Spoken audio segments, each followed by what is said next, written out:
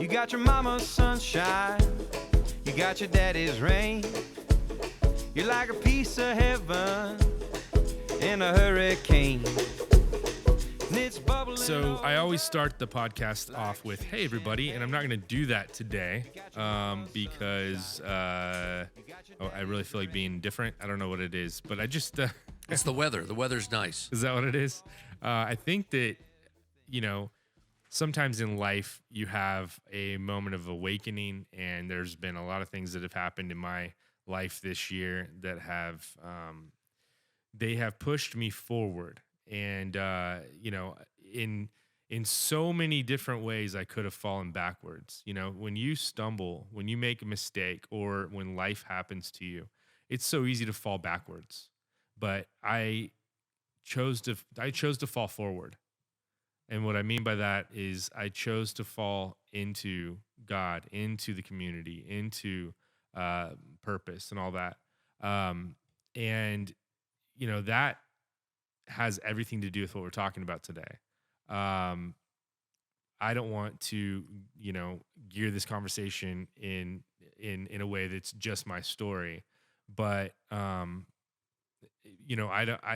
learned something very important, and this is where I think we're going to converge. With health, we've all agreed that there are three aspects of health, right? There's mind, right? And then there's your body, and then there's your soul or spirit. And, obviously the spirit's the most important thing because the spirit lasts forever. But what we do on earth matters, right? So then your body matters, and your mind is kind of how you, figure it all out. The spirit's supposed to be the one in control. Yeah. And you go back to Adam and Eve, they were created body, soul, spirit. Yeah. And then through the sin in the garden, the spirit became disconnected. Right. And so ever since the Garden of Eden, we have needed a reconnection with the spirit. Yep. That communication to God. It's almost like if you wanted to picture in your mind a deep sea diver in the old days where they had the line that went up to the boat or whatever. That's been severed. Definitely. I agree. And so my whole thought process on spiritual health comes down to, it's very similar than mental or physical, when you're born healthy. You're born healthy usually. Maybe there are times when you're not, and there are people that have had that. But there's a health when you're born. There's a lack of certain toxic elements when you're born, and it's not until these toxic elements are introduced into our bodies, in our minds, and our hearts that we start to go awry. Like what happens when you have a baby and you feed them? They grow. Right. Right. It just happens. I was in a store that you would have loved, Dad. The other day in Ventura, it was kind of a candy / magic store, right? They had whoopee cushions, which I bought one for the girls. My wife says the apple doesn't fall far from the tree. I started them on the whoopee cushions. Yeah, it's pretty funny. But in that store, they had a little alligator, and it said if you put it in water, it grows.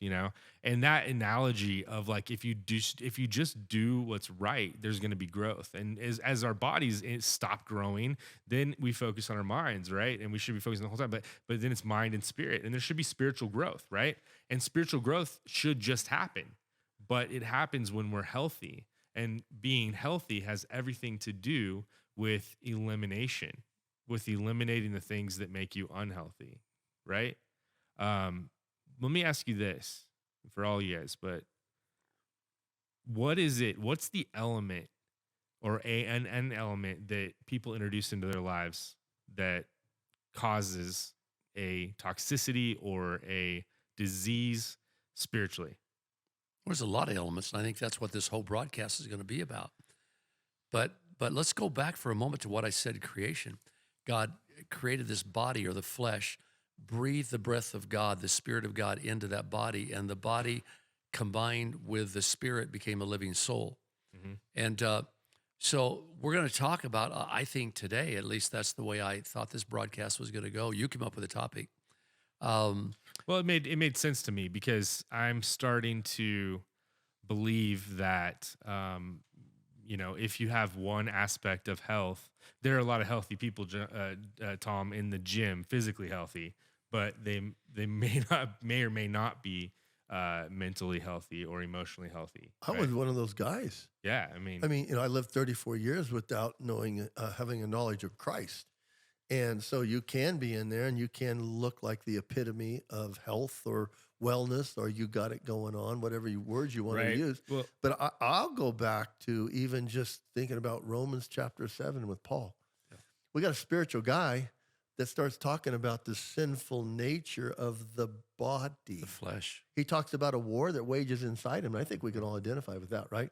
I think everybody's listening to our podcast identifies with the war that wages in your body, because he even said that the law gave me a realization that sin's not good. Right. But why do I find myself doing the things that I hate. don't want to do? And so, but isn't that, right. I mean, that's Romans that, 7, yeah. that's that acknowledgement that, hey, we need that spiritual man to override the physical Yep. or the mental Josh, side of it. I feel prompted to say this right now.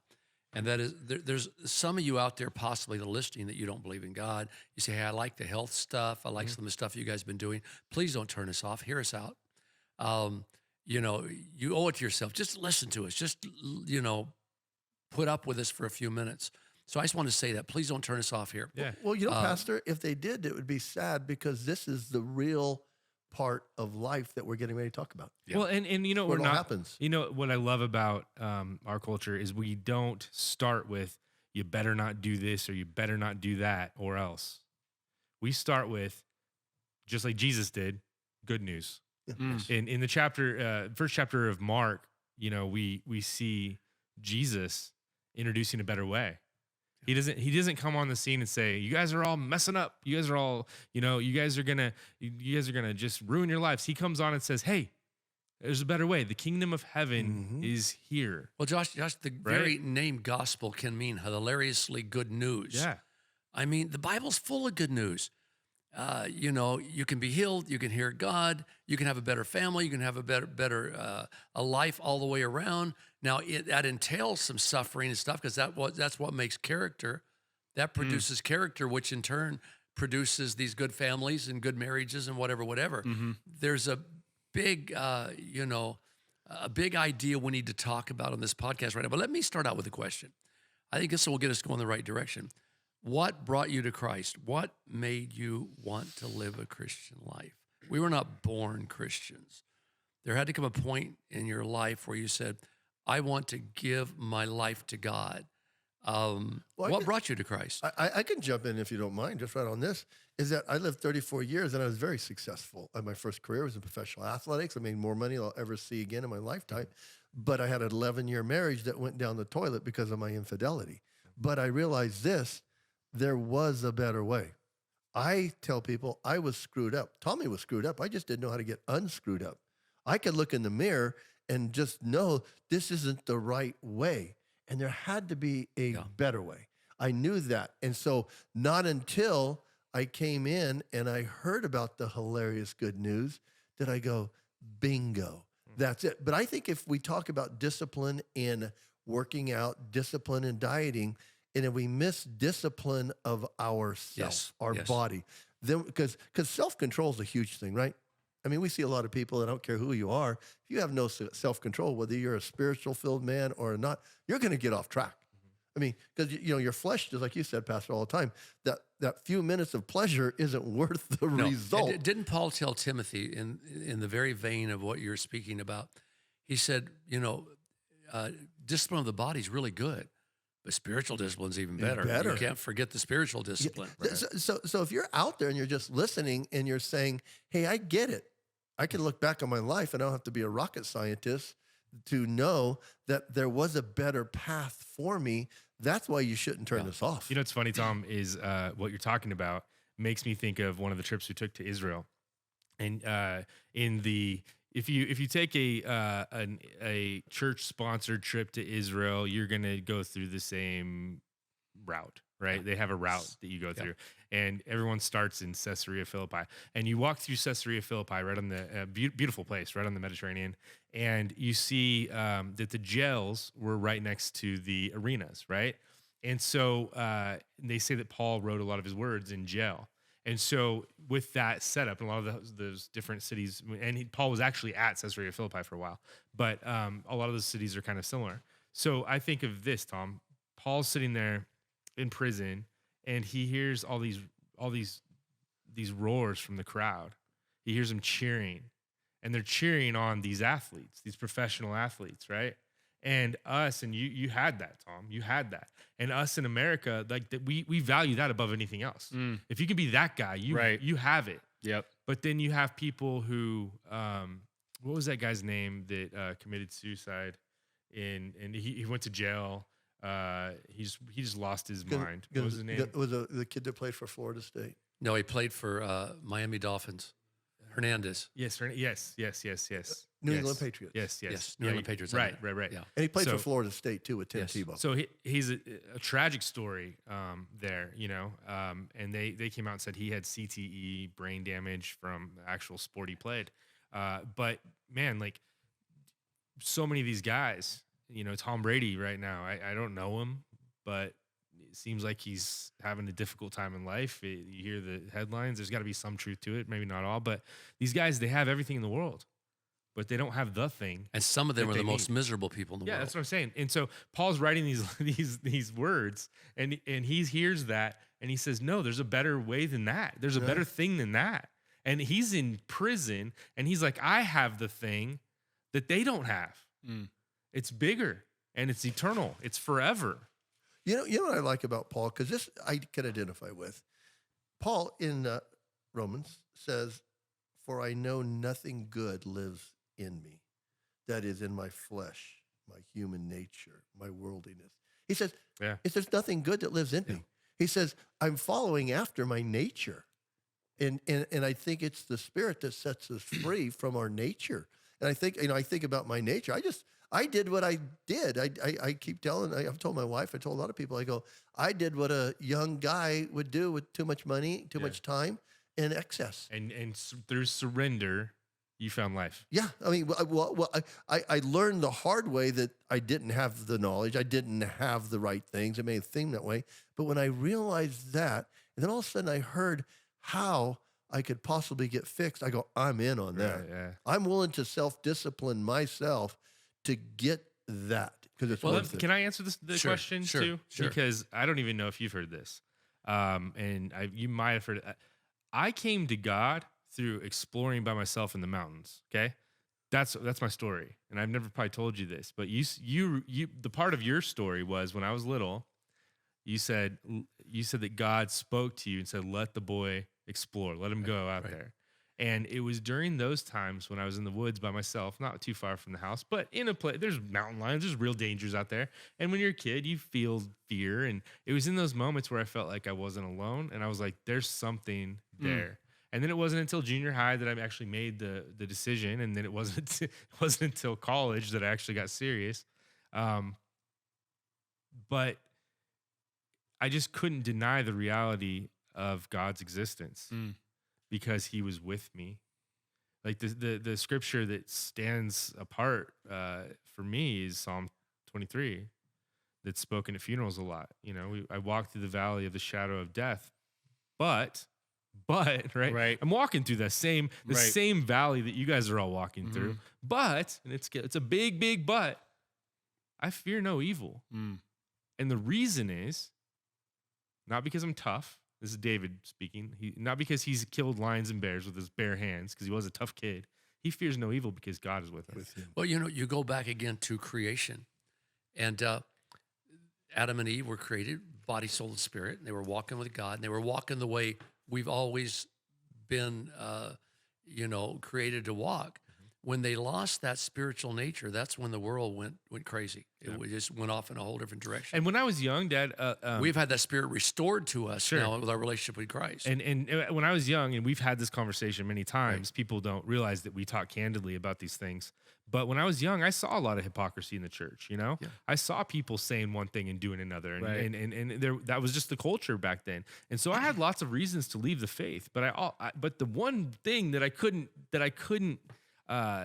shake was the fact that I just felt that, and I knew that God was with me. Yeah. Well, you know what? Let's go back to that again. Again, I want to just keep bringing us back to things we're saying that we might just skip over.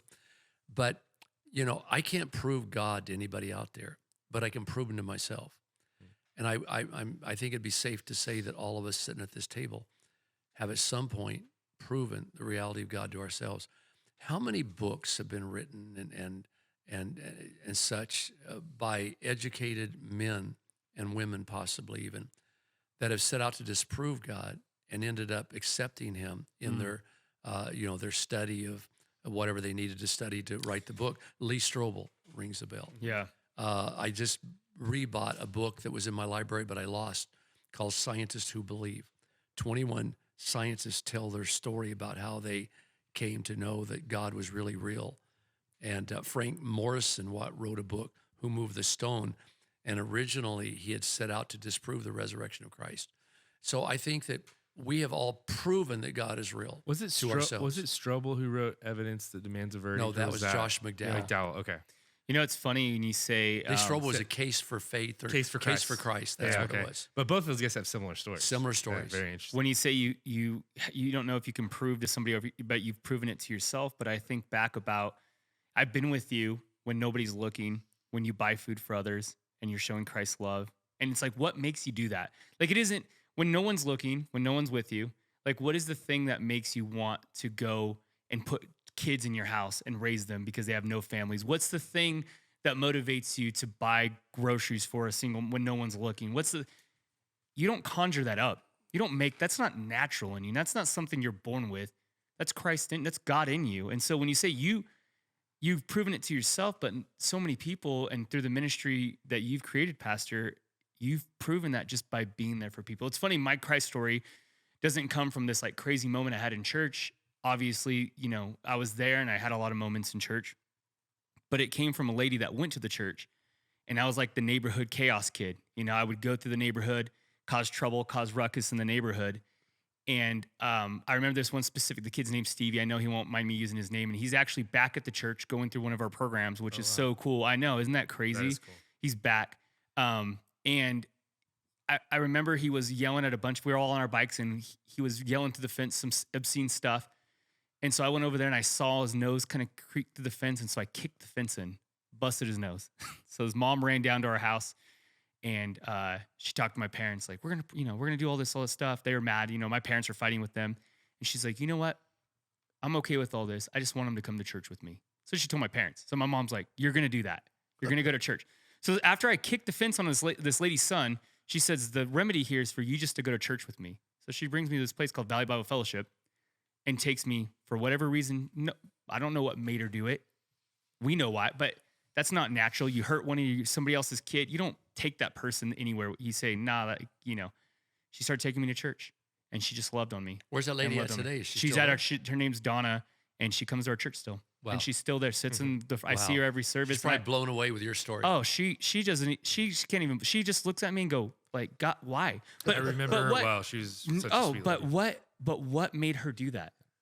It was God in her. It was her just being so simple, just showing God's love. And so I always tell people, like, I was able to see Christ not so plain, like opening the Bible. And yes, I've discovered who God is, but it was just her just being there. And that's so huge. But let's say something about that. Yeah. God is spirit, the Bible says. And we talked about it in a few podcasts back, that alcohol is also called spirits. And God influences you. When he's in your life, he's going to influence you all the time. God actually lives inside of us. When we do altar calls, that use that term for people that aren't church won't know what that means. But when we invite people at the end of the service to accept Christ, we do it in a very intentional way. We say, today you need to go back and ask God, tell him you're sorry for the way you've been living your life. You want to live for him.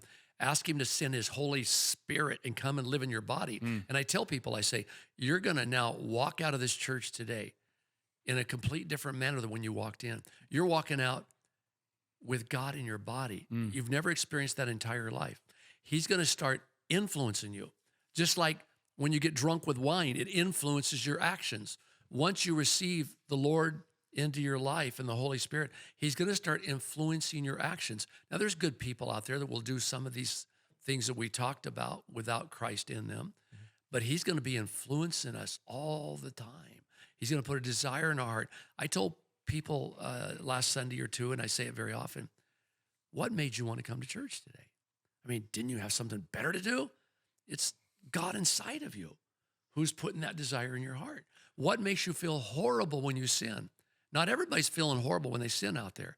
What makes you feel horrible is the God inside of you. That's what's making you feel horrible. I went to a certain gym years ago, and I think I told you about this. There was a guy in the gym who would just make random comments to me that were very rude, and I'm like, what's up with this guy? Like, and he was just very aggressively showing that he didn't like me, you know? Right. He would say things, he'd do things, he'd walk right by me, bump my shoulder. I'm like, what is going? And I'm not, in my mind, I'm not doing anything. I'm just there working out. And so I'm thinking to myself, what's behind this, right?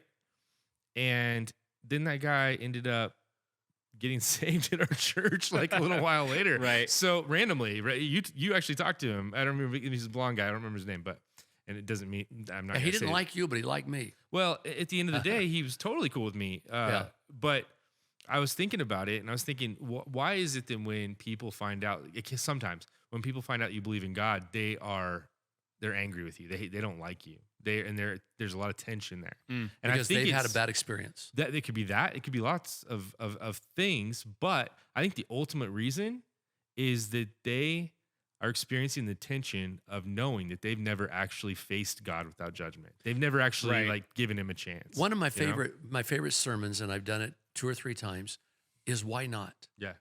And I came to a place in my life where I lived in a very hypocritical Christian home. There's a lot of Christians out there, and we use the word hypocritical very carefully because we're all hypocritical, as you say, in some ways. But I've coined this term. I never heard anybody use it. Unbelieving believers. There's a whole bunch of people out there they say, I'm a Christian, but they say they believe in prayer, but they never pray. They say they believe in the Holy Spirit, but they don't call upon him like I do, already 2 times today, because he's called your helper. Help me. They say they believe in sharing their faith. They never share their faith. I go on and on and on. Well, so I was raised in that home. So not taking responsibility yourself and actually facing, the truth yourself is a big problem. But a lot of people do blame it on interactions they've had in the church. Right. Because it's easy, and they get angry at those people, and then they get angry at the church, and then they end up walking away from the faith. And if you've had a bad experience, you get mad at people that you think are faking it. Sure. You go, come on. This is a bad experience all the way around. Sure. I mean, my whole perspective of what it was to be a Christian when I was growing up is I'd go to school. I couldn't dance when they had dancing in the class. Right. Yeah, I had to wear a note, Ronnie can't dance. I couldn't have a deck of playing cards, couldn't go to the movie show, couldn't drink, smoke, or chew, or go with those who do. That was the whole concept of what a Christian was. That was the whole concept. Yeah, and so I grew up hating it, despising the whole idea. And I was one of those, Josh. I made fun of Christians. I hated them. I was angry with them. Well, it's until Jesus. one day I said, I need to see if this is real. Jesus said it well when he said the outside of the cup is clean, but the inside is dirty. Yeah. In other words, it's pointless. Those things you're doing are pointless if you haven't done the work. Can you be spiritually healthy if you haven't come to a conclusion that God is real? See, in Hebrews, it says that those who come to God must believe that he is and that he's a rewarder of those who diligently seek him. I think you can begin the process. So what I've observed over the years is a strength that that has happened in our church. And sometimes I think we forget this. But we have a mentality of come as you are, right? Right. And that means come high, come drunk, come, we don't want you making an issue, but I think of Brian Welch, and he's shared this story many times. He got saved at our church in the front row, and he says he was high. And of course he was. we believe this. I was with him when he threw his last his I think it was meth. He threw it away. He Flushed it down the toilet. yeah.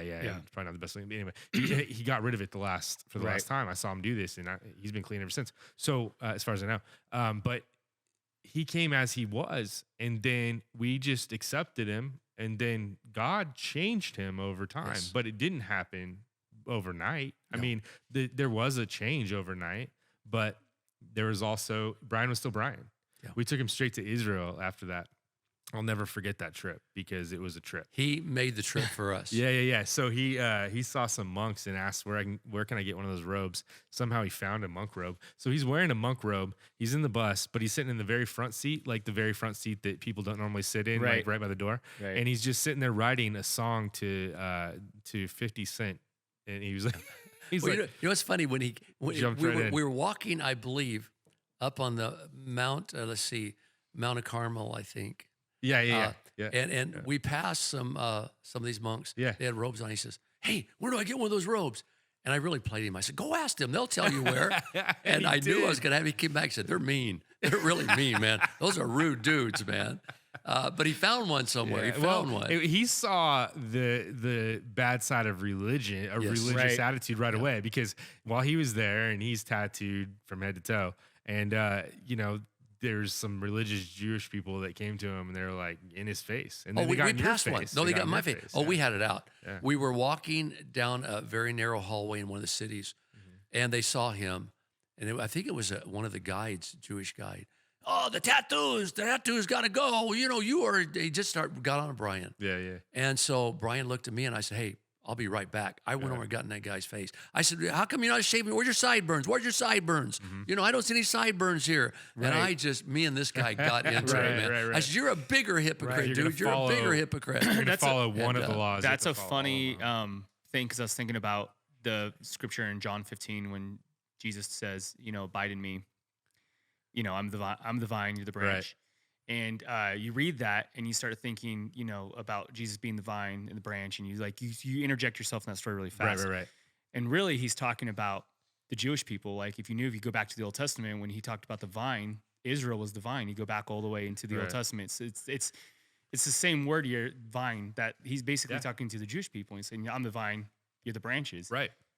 And if you don't abide in me. If you don't abide in me, but they were And so caught. But they were so much of an offense to them. Right, it was so much of an offense. But we read it, and we try, but it was for the Jewish people, and so offensive. And they were trying to keep that old law and do all this religious stuff. It turns out that was so important to them. It turns out that Jesus came on the scene to offend the religious people, right? And what happened? They killed him for it. But right? think about that, because when we think about spiritual health, we think about all these. That's not the whole reason he came, right? Right. Right. But when we think about religion, we think about all these spiritual rules, all these things that we have to do, right? If you don't do it like this, you don't do that. You have tattoos, you don't have tattoos, blah, blah, blah. And we think, well, if we do all these things, we're going to be spiritual healthy. Right. Well, and really, that's not. Let me say that's this. not the premise. Let me say this, and I get fired up about this, and I know that there's certain people in the audience that have written reviews that want to hear you guys more. But yes. Somebody said that the old guys know the words much more than the young guys. I'm like, yeah, they've done it longer. So anyway, but. We still love you. If you wrote that review, we we can talk anyway. It's funny too. If you're out there and you wrote that, there's a system to this podcast. Right. Okay, you tell them the system. Yeah. Well, the way I believe this has happened. This is Pastor Ron's podcast, so he's a pilot. Josh is a co-pilot, and Vince, you're the stewardess. You have to make sure everything goes. And I'm just the passenger. So I'm just here to comment. Peanuts. Who needs peanuts? You're the non-gender. I'm okay with it. Stew. I'm the elevator They noise. call them stews. I'm the elevator music. We're good. You're just so you know, you're in the background. They're called stews now, not stewards. Oh, okay. Or stewards. I'm sorry. That shows you how old I am. Words change. I'm kidding. I don't care. But my point was that not that Jesus came just to offend. He came to eliminate a barrier that men had created that was actually keeping the actual people from accessing God, right? Yeah. And that's why Jesus flipped the tables in front of the temple, because that was a barrier for the average. That was where the common people, that's where they worshiped, because they couldn't go into the temple. But Jesus wasn't what they expected. Right. Wasn't what the religious people expected. It wasn't what they wanted. No, VBF is not what religious people expect. Jesus was a revolutionary. And, if he came back to the earth today, many of the religious traditional churches would kick him out. Right. It'd have nothing to do with him. Yeah. And I think I've said it before, and I keep repeating it, and that is, I hate religion. I'm sorry, gang, but I hate it.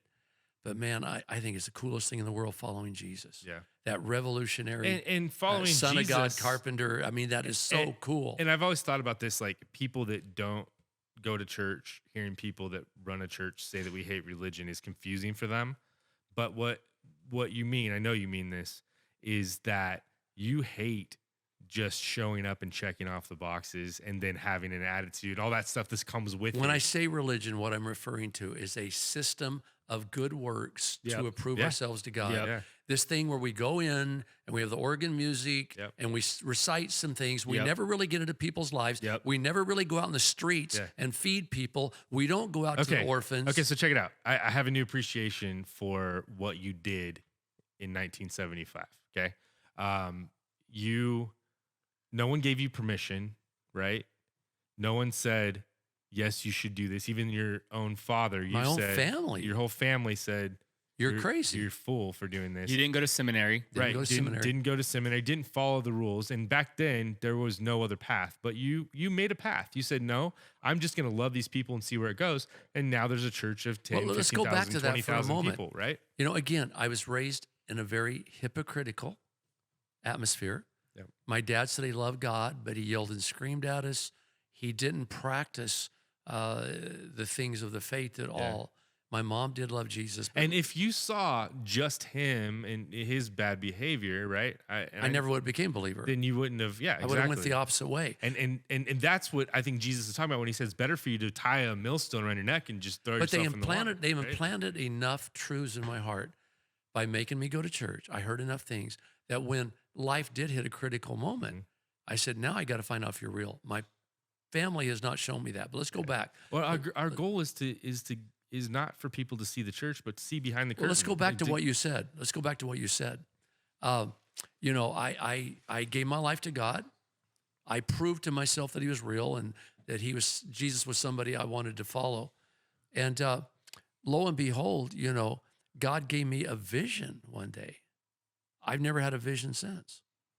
I mean, I was just doing my thing, trying to learn about Jesus the best way I could, try to live the best I could like he lived. And one day, after I'd been saved for a couple of years, I was praying about what church I should go to. I was a youth minister or youth pastor, youth leader. I was leading about 10 or 12 teenagers. And the church we were in, where I was leading them at, it fell apart because of hypocrisy. They kicked me out of the church because they said I taught things that wasn't relevant to what they had been raised to believe. And long story short, I just went to prayer one day. I said, God, where do I go to church at and take these young people with me? And I had a vision. I mean, that's the only way you can say it. I saw a big screen. I saw myself hanging a sign in front of some old Quonset hut, and I heard this voice say, start a church for me. Now, I was just not smart enough, I guess, according to some people's standards, to know that wasn't God. It was simple. I saw some. I didn't know if somebody spiked my coffee with something. I saw a picture, and I was childlike enough to follow it. And would you even say that you were ready at the time? No, I didn't even think about being a pastor. It wasn't even on my mind. I just thought, well, we'll start a church. And these 10 teenagers, I said, we'll start a church. After I saw his vision, let's go back. That just messed everything No, you're up. good. You're good. You're good. Keep going. All I did, a Quonset hut. I was shown a picture of it in what I think was a vision. And I heard a voice in the vision say, go start a church for me. I had never heard of anybody in the whole world doing that. I didn't know that was even possible. Mm-hmm. But I knew I heard a voice, saw a picture. And again, you're not bragging, you're telling a story. No, I'm telling a story. This story is important because. And so, Josh, I knew that this Quonset hut I'd seen in my mind existed. I knew it was on Nile Street. And again, I didn't know any better. So I said, God, if this picture, this crazy thing that's happened in my head is from you, if it's from you, then confirm it by putting a for rent sign on this building. I know vaguely where it's at, and I'm going to go look at it today. And I told your mother, I said, I think I've had a vision. I don't know what a vision is. I haven't had one since. And so I said, I asked God if this is of him, there'll be a for rent sign on this old Quonset on Nile Street. And I drove down there and it was raining that day and there was a big old for rent sign that had went up the day before. The guy who had been renting it had died in a motorcycle accident and they put it up for rent. It was old Quonset. If you can see a picture of it, just a building with some tin and it was horrible. No chairs, nothing. Yeah, this wasn't some epic church plant, No. beautiful building. So Yeah, the reason yeah. the reason that this story is very important to us, and it is very important to us, okay? Right. We've talked about it a lot. Yeah.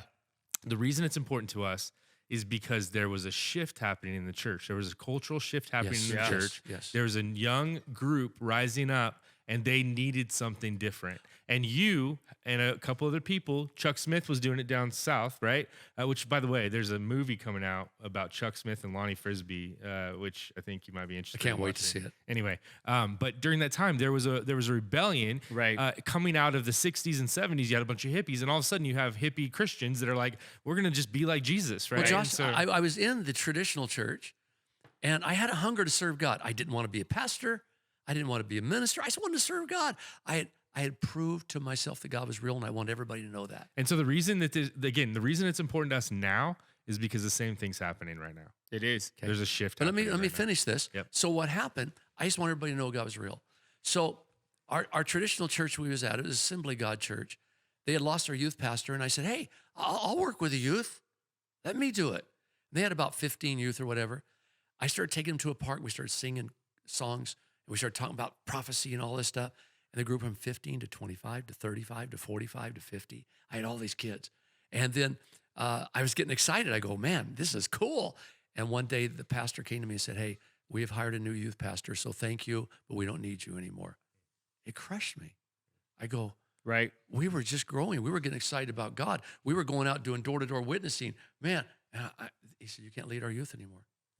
I said, okay, so you're not qualified. You're not a Wow. real youth pastor. Yeah. And so I went, and that's when God gave me this vision. And so we go down this Quonset, looked inside, and we said, we're going to have church Sunday. I had 10 teenagers that I was working with that was left out of the group, 10. And so I said, we don't have any chairs. So we started praying. We went and got some bar stools. Somebody gave us some. They gave them to us out of their kitchen. Somebody else had some loungers that you laid out in your backyard with. And we had a bench we found somewhere. We put it all in there. Didn't have a microphone, nothing. No musicians. Yeah. And we had our first church service. We had enough for 10 teenagers to sit on. What other rules? Doesn't matter. Doesn't matter. Yeah. Now, I had no intention of being a pastor. I just wanted to have a place we could meet and talk about God. And so as 10 teenagers, we grew to 15 teenagers, 20. Pretty soon this Quonset, if you could have seen it, there was a standing room only. Yeah. Everybody's standing in this Quonset hut because I was saying, you know what God did yesterday? And God showed me this. Now, at this point, I didn't dream of becoming a pastor. We were just excited about swapping God stories.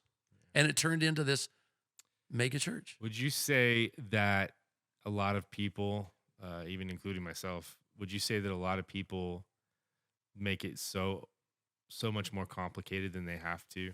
Way more complicated. Like you weren't ready, but you had the right heart, and you just said, I'm gonna share God's love with these people, and that was it. Josh, again, That was Right. it. No, right. because no one had ever heard of people pioneering churches. I mean, again, every Sunday, what I do, I said, well, let's have it like a church service. And I wrote only 3 Christian songs I knew by heart down on cardboard. And I'd hold them up. So awesome. And I'd say, when I get to heaven, gonna walk with Jesus. When I get to heaven, gonna see his face. And we would sing those songs. And then I would tell them my God stories. That was church. But you were rich, right? You got immediately rich, and it was super easy, and there was no struggle it in was it. so easy. I mean, He's joking. I'm He's just joking saying, about the fact. I'm just that- saying a lot of people yeah. think, oh, you started church because you were in for you had to make wealth and yeah. whatever. I'm just saying you probably were like, how am I going to make my bills? How are we going to make the church building bills? How are well, we? I was working. Right. I was working for Hearts Mountain. Right. I was delivering dog leashes. Right. And And how doggy many- breath Right. sprays. I was doing that, and I Right. had no intentions of going to ministry. right. No intentions. Right. And then, so anyway, I long think I'm story gonna follow short. in his footsteps. Huh? I think I'm gonna follow. You're in his going to footsteps. sell dog spray? Maybe. I see it. But no, Or even but I'm just saying, I think a lot of people, your vaporized. story I is worked so full time, 40 hours. your story's so interesting because I think a lot of people, they might see where you're at now, but they don't see that you put this because you believed in it so much that you had to, and you cared for people so much that you put this grind in. It wasn't that, all of a sudden you open this church or this Quonset hut and people were paying your bills and all this. It was a lot, And wasn't it? haven't you heard that story over and over and over? Like people that are successful are like, I just did it. Right. Yeah. I didn't No. mean. I mean, I was working full time, and one day I'm delivering my dog chains and doggy breath spray and my doggy bones, and I'm in I love something called this. Skaggs Drugstore, and I vaguely knew about this pastor. His name was Tom. No offense, Tom. He's a different Tom. And this guy was known to be a bold radical for Christ. And so I'm in there, and he sees me. He says, Ron Vietti, you started a church, haven't you? And I said, well, I guess it's a church. Me and some teenagers meet every week. And he says, how big are you? I said, we're about 30 of us now. And he said, why don't you go full time? Full time what? Why don't you lead these kids full time? I said, well, I got to work. I got to have money. He said, let me pray with you. And right there in the middle of the drugstore, he prayed real loud. He goes, Father God, today I'm coming to you with my brother. I was embarrassed, man. I mean, he prayed forever. It went on forever. I could hear shopping carts coming down the aisle and turn around going the other way. And I'm going, what? But after that, I realized God confirmed it 3 more ways. I want you to go full time leading these 30 people or whatever, 40. And I said, how am I going to do that? And we had a little bit of money in the bank. And so I started out making $650 a month. That's what I made. And I quit my job. And I started devoting to all of these kids. And then one day I was asked to do a funeral, and a guy called me Reverend. He's Reverend? And he didn't get my attention. I was looking somewhere else. Reverend. I was looking, Reverend. I go, oh, you mean me? I'm a Reverend? He That's said, yeah, funny. Reverend, we got to go do graveside now. And so anyway, long story short, I don't know how we got off on this. No, this is good because I think this all has to do. This has a lot to do with everything. Yeah, because I think a lot of people, they like we talked about overcomplicating it. You didn't overcomplicate it. You knew that you wanted to do more. You had the way we talked about earlier. You had this feeling inside you, and you didn't conjure it up. You didn't make it up. It was God already saying stuff to you, and you acted on that stuff. And it was so simple, and simple in the sense of that you just obeyed it. Not simple that you had to make sacrifices and all those things. But that's huge because a lot of people, I feel like sometimes, and I'm not saying all churches are churches, but sometimes there can be it can seem like overwhelming and a lot. Like if you don't do all these things, you don't commit to all this stuff, then you're gonna miss out on God. I'm just gonna presume here that when you were in that grocery store delivering pet food, man. you might have been a little down. Well, yeah, I was down. I mean, Right. I wanted so badly to go out and tell my God stories to everybody every day. Yeah. I had this desire, and I didn't determine that it was to be a pastor, but I just wanted, everywhere I went, I was having these God stories, little stories, big stories. I mean, I knew that he was real, and I wanted the whole world to know, hey, he's really real. Right. I know you guys don't know this, but he's really real. He'll really hear your prayers. He'll really talk to you. That just turned me on and stoked me. I wanted everybody to know that. I think that everybody has those moments that you realize maybe God was chasing you. I do a lot of fitness motivational speaking now. And I shared this story because some people asked me a question. So when you're in bodybuilding, you had no knowledge of God. I says, well, there was an instance. I was one of 3 guys that we had a bodybuilding manager. There was nobody else. And I remember Joe Weider one time asked me, Tom, what does Marty do for you?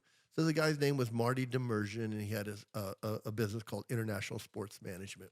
He took a chance, which was a bad chance, on 3 of America's rising stars, top names, and I was one of them. And he had a guy named Gary Stridham, who was South Africa, Barry DeMay, who was from Denmark, and me. And so Marty managed us. We made a lot of money because if we didn't make money, Marty didn't make money. So Gary and Barry and I were talking, and we were realizing that Gary, Barry, and I were talking. You need to write a book, Tom. Gary, Barry, and I. Yeah. Gary, Barry, and I. And Gary and Barry are still in the industry. And they went way farther than I did. But we were talking about we weren't doing weird stuff anymore. Seriously. We were just talking, and I remember, I think it was Gary said, Tom, have you seen Marty lately? And I'm in California, Gold's Gym Venice. What do you mean by weird stuff? When I say weird stuff, bodybuilding broke onto the scene after pumping iron, and everybody wanted muscles. Movies, commercials, magazines, everybody wanted muscles. So offbeat stuff? Yeah, it would be the weird stuff that you would probably not put your kids around. You know, so there was the industry just gotcha. didn't know where it was going. I read you. So as I was saying weird stuff, we just didn't show up to the, that's it. Right. We got it. So I went to the gym at Gold Gym Venice, and Marty was picking me up for a business meeting, and I jumped into his red Corvette, and I sat there, and I go, "Hey, Marty." I go, "Gary and Barry and I have been talking, and Gary and Barry, if you're still out there, you're much better bodybuilders than me." And I go, "What's up with we're not, we don't mind it because we're working a lot and we're making money, but we're not doing the weird stuff anymore." And Marty looked at me and says, "Tom, I can't have you guys around that because I've accepted Jesus Christ in my life." Wow. And I looked at Marty and I go, Wow. "Oh." He goes, "Would you like to know about Jesus?" I go, "No. Where we're going to eat." But it was funny that God had invaded my. But that stuck with you. Oh, did. And I don't share that at church. I love that because that day a tiny seed was It planted. was because I noticed Right? God has something to That's work cool. with. three of us were going, "What's going on?" And he probably where'd the thought- weird stuff he go? probably thought, man, that didn't work. Yeah. But then Yeah. Jerry came in. And Larry. And Jerry and Larry. Harry. So it was Right, just, right. I mean, you're in a macho profession, you're in a macho business, and God can come Yeah. knocking on your door. that's And as I look backwards, because it wasn't for another 7 or 8 years before I got saved. I do think we should have a full episode on Tom telling his stories from bodybuilding days. They wouldn't love be. this. They Stop doing the weird They stuff. wouldn't be Episode appropriate. 1. Does that involve coffee enemas? Yeah. No, that that- was like, you guys had to do that. Yeah, well, coffee enemas you did, so Get you off could. base here, but Yeah. yeah, anyway. Yeah, Anyway. maybe that'll chase away our audience. They lost me at that Yeah. point. Well, real quickly, I would say to be spiritually healthy, the first component is you got to know God exists. Yes. And once you know He exists, it will change your life. But the second one is you got to take this holy book called the Bible and learn what it teaches. Oh, man. For example, people I- are blown away. Okay, go Can I ahead. just add something to Sure. knowing he exists? Okay. I think it's like surrendering to the fact that he does. Yes. Because I think everyone knows deep I don't know. down. I don't know. I don't know either, but I've that's my I experience. didn't think he existed. Before I got really saved, I didn't. did not. But you I did grew not. up in church, so I you grew up in just thought church, but I saw such a bad example. it was all I BS. really thought that God was somebody's, cosmic ray in the sky that they had made up Huh. because they were weak people and they had to believe in heaven. And I really did not believe He existed. Fair enough. Yeah. I've tried this with the Pastor Ron. I didn't think anything ill of it. When Marty said, "Hey, we'd like to know Jesus," I didn't know anything about Jesus. I wasn't raised in church, so I didn't know that. So there was no ill intent. I mean, I was just like, "No, I don't want to know him." So I didn't have a bad feeling about it. yeah. I just wasn't Well, exposed to and it. that attitude is the attitude many people have today. They're like, cool. Yeah. Let's go back to believers that are listening to us today. Now, he won't remember saying that sentence. He won't remember it, but you did. Mm-hmm. You know what? I'm telling you, you have to plant seeds and You give do. God something to work with. Yeah. That little sentence he said to you stuck to You your did. ribs, I your can't- spiritual I ribs. can't do that because Yes. Yeah. I can't have you guys around that. Well, let's go back. Once you know God exists, He's chased you down, you let Him find you, given your life to Him, then you have to start learning what the Bible teaches. I tell people all the time, the Bible's real. It even says in the Bible that sin is pleasurable for a season. I mean, come on. That's honesty. That's Right. truth. Right. I've said it, and I don't want to be redundant, but sin's like a package deal. You get, 2% pleasure, and you get 98% of crapola. Mm-hmm. And So so, true. So we got to know what the Bible teaches. What does it teach about marriage? What does it teach about raising good kids? What does it teach about getting rid of stress? What does it teach about angels and demons that really exist while we're talking out there? They are really real entities. What does it teach about all this stuff? Can I go back to recognizing God is, or that God exists? Okay. Do you think it's possible for people? I'm asking this question. For people to, I think some people still would say, "Oh yeah, I believe God exists." Like if you ask, maybe if you polled people today, maybe like 50% of people said, "Yeah, God exists," and then some people would say they wouldn't. But do you think there's another step just saying, "Well, God exists"? Do you think it's even further that they have to recognize God in their life? Yes, definitely. Oh, there's two Because I steps. think, because You I did say think, that was the because first part, yeah. no, right. Because I think there's like people, like they think, well, God is real, Yeah. but there's not But like. what does he real- have to do with me? But what does he have to do with me, the, right? 'Cause the devil knows he's real. right. Right. Well, yeah, the word says that. But I think a lot of people would say, like you said, Josh, a James, lot of yeah. people, like God's real, or God exists, or there is a God. But they fail to see and make it simple just to see God Ja- moving in their That life. reminds, me of Bible- that reminds me of James real quick because you were talking about that. if he was here, he would say, "Hey, do you believe in God?" And they would be like, "Yeah." He's like, "That's great. So does the devil, you know. So do demons. So you're at Right, base right, level right. right Even now." they shudder. The book of James. But yet you're you got to right. be a doer of the word, not just a hearer. But you're right about the fact that that is the first step. But then there is a second. You know, There's a second step. and a Right. third, and a fourth, and a You fifth. got to believe that he exists and that he's a rewarder of those who And diligently another seek thing him. that I appreciate about you, Dad, and where you started and where you are now, is you've always been somebody who's growing. You never stopped growing. Yes. And I think Oh my gosh. when you cement your theology, when you put it in a concrete box, what that's saying to everyone is, I'm the smartest person you know. I'm the smartest one, and I know everything, which is not true. Right. Instead, and we're not talking about changing the Bible. We're not talking about changing God's plan. We're saying that we are lifelong learners of what this actually means. Well, right? you know, guys, as we even talk about, I love what Pastor Ron says. You have to go to the Bible to know the truth. But in Galatians, it says you are running well. Who has interfered or prevented you from doing the race? So there is a consistency that you have to keep up, right? I mean, you got to keep learning because we can all get off track, right? There's stuff I've learned this last year or two that I didn't know when I was 50, 60 years old. I didn't know it. Right. I'm always learning. Oh. And part of my preaching at VBF on Sundays is I've got a hold of something this week that I've never seen before. Yeah. Whoa, you got to hear about this. And I think So- that's why we're growing. There's a spirit of excitement there, but we're learning. We're still learners. Can I share a little, like, kind of an anecdote? I always get that word mixed with antidote, but anecdote. I was thinking about spiritual health this morning as I knew we were doing this podcast, right? And I was thinking about when I was younger and I used to walk along the river, and you know, we used to, you know, that was fun. We would go to the river, Tule River, and we'd run and round and fish and stuff. And there was lots of rocks. And so when you'd see a boulder, you know, you'd have to, you know, go around it or whatever and appreciate it. But what if I just started collecting those big rocks, you know, and I said, okay, there's a rock. I'm gonna hold that one. That's how I'm gonna clear the path. And then you grab another one. I'm gonna hold that one. That's how I'm gonna clear the path. And then all of a sudden, you're just holding all of this weight. I think what happens in our spiritual walk is we pick up things that were never meant to be picked up, and we add things that were never meant to be added. That's why I'm not a huge proponent in getting too into like a book that was written by, you know, somebody else. I like to stay anchored to the Bible. And I like to make sure that's my anchor, and then I'll read another book, but then, you know, I don't make a life philosophy on that because that's what somebody else saw in God. But instead I try to stay to the source. And I think that we pick up bad habits. We pick up religious, all in attitudes. That's something that bothers me. Right. The church has an all in attitude. If you don't do it just like me, then you're out. You Right. don't belong here. Right. And that's not right. That's not true. You know, you've enabled us, whether you're realizing or not that you created a monster, a good monster. You've enabled us to read it ourselves and to learn ourselves and to connect with God ourselves. And that has been the most freeing thing that's ever Right. happened. I'm not picking up the rocks. Instead, I'm walking around them, Right. and I'm observing them, Right. and I'm But seeing we them. let God be God. For example, when you were born, my whole life's God stories. I just told somebody a God story yesterday. I told them one last week. God is always moving in my life.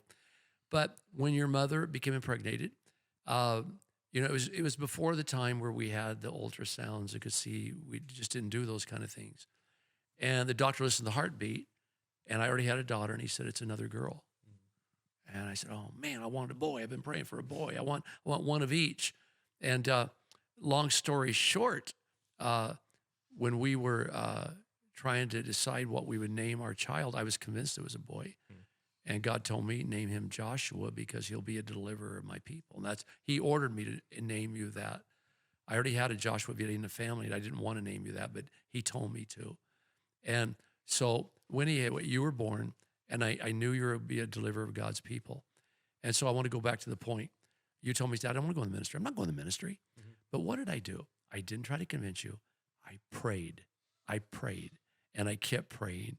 And it's called, you know, the Bible says if you knock, keep on knocking and don't stop knocking, you're going to get it. And I knew it was God's will already. I knew it was God's will. So you'd say, and I want to get this knocking noise going here. It might be kind of annoying, but I'm knocking. And you say, Dad, I'm not going to the ministry. I'm no way. And I just smile. I said, we'll see. Dad, I'm not going to ministry. Years later, we'll see. And then later on, well, if I did go into ministry, and I just keep smiling, but I let God do it. Yeah. I didn't do it. I let God do it. Well, there's a lot for me to say about that, but that's probably another conversation at another time.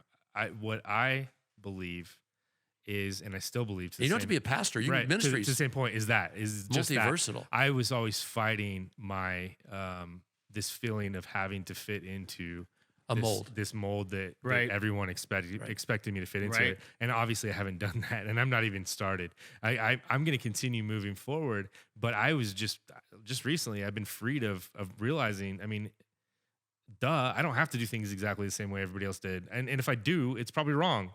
Right. Right. And if you would have went to seminary and put a suit on, and you would have, it would probably it would have been wrong. Right. Wrong. And so I'm in the same boat right now where I'm going through a shift, and I don't know what I'm going to do. I haven't spoken in a year. I haven't really been.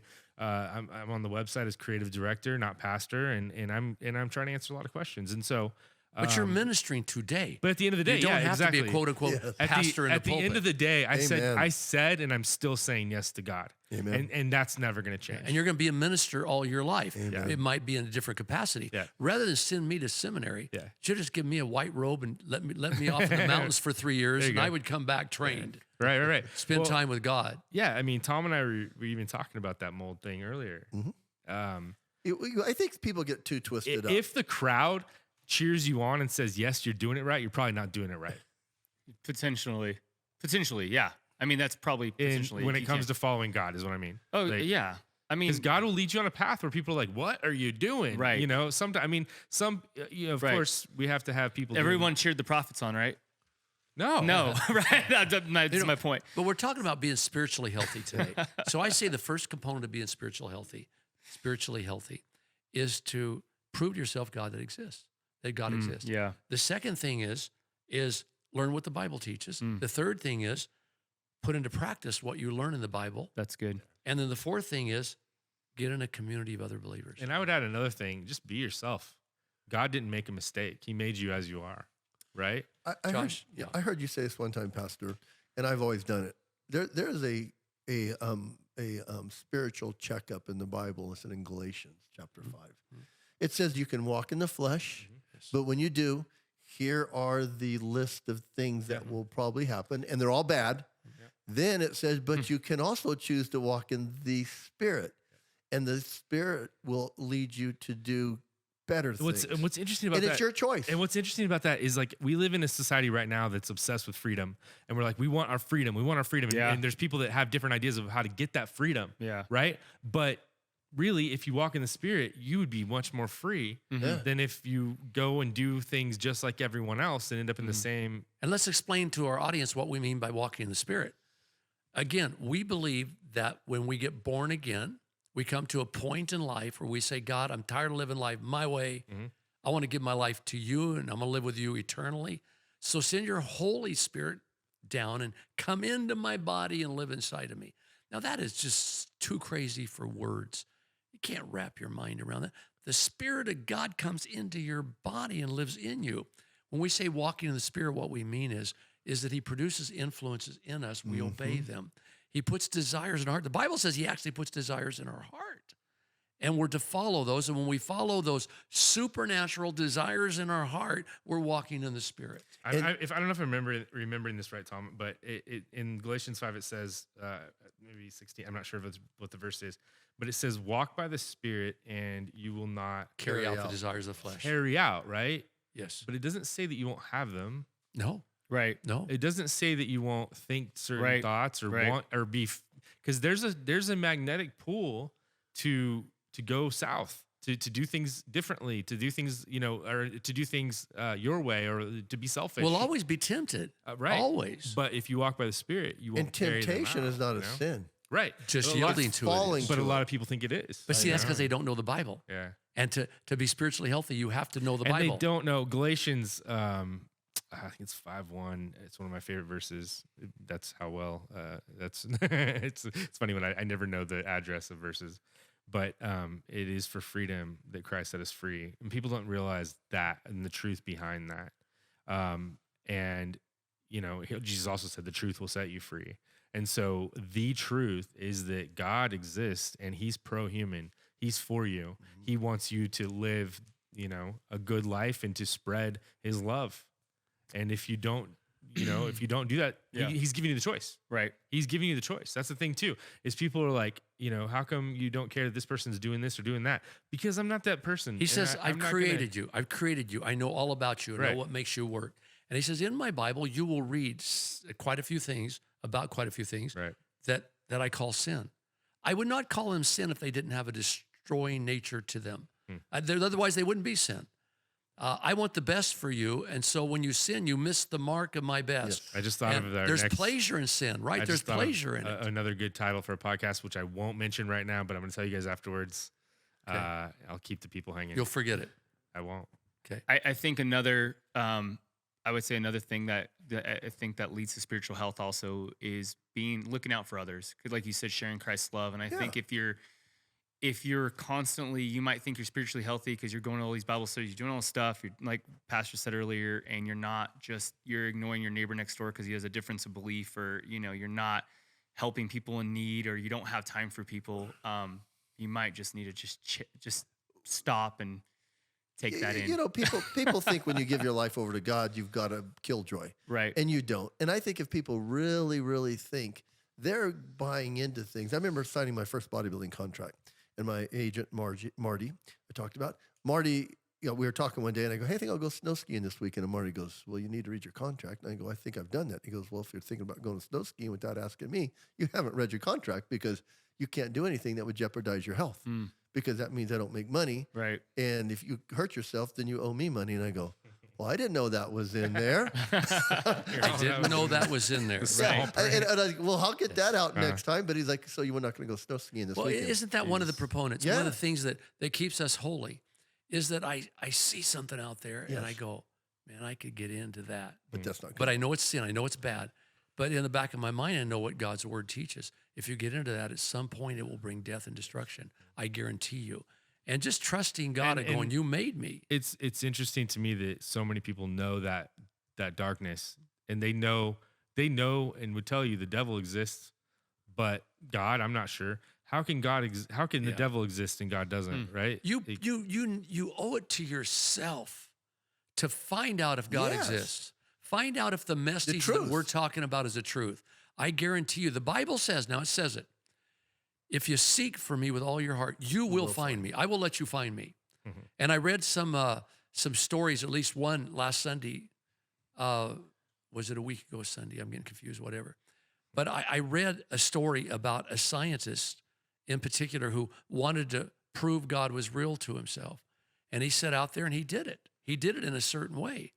These 21 scientists, they were not saved before they decided to take the same criteria they made everything else go through to prove it was real, and test God in that same way. And when they did, they found out he was real, and that he's the God of the Bible, that he'll talk to you, that he'll hear your prayers and answer them. I wish I could tell this God story. I can't, but I just had one last week. Well, see, isn't that the exciting part, Pastor? That keeps our hope going, because it's every day, every week. Every week. It's one of those things, and I think this sums it up for me. You said that we hate religion, and we do, because religion is a set of rules. Man-made rules. Yes, man-made rules. You've always taught us that it's a relationship. Well, what we hate, Jesus. what we hate, and what we're rebellious against is man-made constructs. Man-made rules. right? Yeah. Right. For example, I was going to talk about some of the things that makes people not strong and healthy in the faith. And one of them is going to extremes. Let me talk about the rules we hate. One of them, it was a few decades ago, and the church became very self-righteous. And this was the church at large. It was a big denomination. And they said, we want everyone to stop going to Disneyland because they hire gay people. Don't go there anymore. Wow. And a lot of them started jumping on that bandwagon. And I thought, that's the thing I don't want a part of. Yes. None of I don't it. want to be a part of that. Nope. That is ridiculous. Why don't you stop going to Walmart? Right. Stop going to Target? Stop. Okay, I'll say it. What? The podcast, or the next podcast one, or title. Let's talk about God and politics. God and politics. Right? Religion Oh, and my politics. goodness. Let's Well, talk we about stirred the religion. pot Let's there. talk about religion and politics. Religion and I politics. have no, Well, I have again, no problem doing that. It'd be let me- good. It'd be let me- awesome. let me say because this. There's a reason Okay, behind it. I want to hear where you're going because I love the train you're on with Really, the Disneyland. Here's Yeah, the deal. yeah, Here's the deal. sorry. When I gave my life to God and became a Christian, I said, now I got to get into a church. I looked over here and I see this religious right political church, and I go, I don't want to be a part of that. Nope. No way. I looked over to the Pentecostals who were doing all this goofy stuff. And I do goofy stuff today, but I hope it's balanced. And I go, man, they're as goofy as can be. I sure want to be a part of that. And I looked around, and I couldn't find that church that I thought I would be comfortable in this church. I spoke with one of our pastors, my son-in-law, Jim Cruz, who's a pastor at Thousand Oaks. And Valley always seems to be balanced. We're a little bit Pentecostal. We're a little bit conservative. We're a little bit liberal. We seem to fall in the middle of almost everything. We're pro-human. We are pro-human. Oh, you know what? I've got notes here that I wrote out I want to talk about. We're not even going to get to them. Again, there's another day, right? Yeah, Another week's podcast coming up. absolutely. And we're on the Absolutely. mountain. The snow is melting. It's up pretty high. Yeah, it's fun. Beautiful Sun's weather out. out there. Beautiful, yeah. Absolutely gorgeous Yeah. weather. So we're going to sign Sun's off out, guns today. out, buddy. What? Yeah. So, yeah. What's crazy, our Canadian listens, which there are some, it's Yeah. like they're like, you're where? There's sun? It's Right. melting? Oh, yeah, it's Beautiful up here. just a plane right away. So I wish we could bring everybody in our listening audience up here, let them see what we see when we're talking to you. We're maybe. looking out at windows all around us. maybe we can mountains, go to them, bring pictures. I don't beautifully know. gorgeous. But anyway, we love you guys. We really do. And, We love you. And I know that sounds hypocritical because we don't know all of you, but we love you because God loved us, and that's part Yes. of our belief. And so You're our family. absolutely, which means we would listen to all of you. So if you have any questions, if you don't believe in God, hit us up. Okay, right there. Talk to us. What I want you to do, listen to me. That health, we did 2 health podcasts. And I want you to send in questions that you might have about health. Yeah, and when we or say send in, comments. the best way to do that would probably be face. So I'll tell you right now. So I did an intro for last week's Okay, podcast. cool. You know, I was going to, we decided to change it. So you can send your emails to tech@vbf.org. So Okay. tech, so TECH Yep. at vbf.org. Okay. Or you in the YouTube comments, leave them, and I'll be there checking. And you them for can guys. email- Say it one more time. So- they got a pencil and paper out. So do you have your pencil and paper? So you can either leave YouTube comments. That's the simplest way if you want to go right to our YouTube channel. Okay. Subscribe if you like. You can leave the comments right there. Or you can send an email to TECH@VBF, like VBFchurch.org. So or you could also send them to Pastor Ron there you go. at vbf.org. And what we will do, if you're curious about some health issues that maybe we didn't answer, because I personally am a health nut, and I said before I'd be teaching at some college somewhere on health if I wasn't here.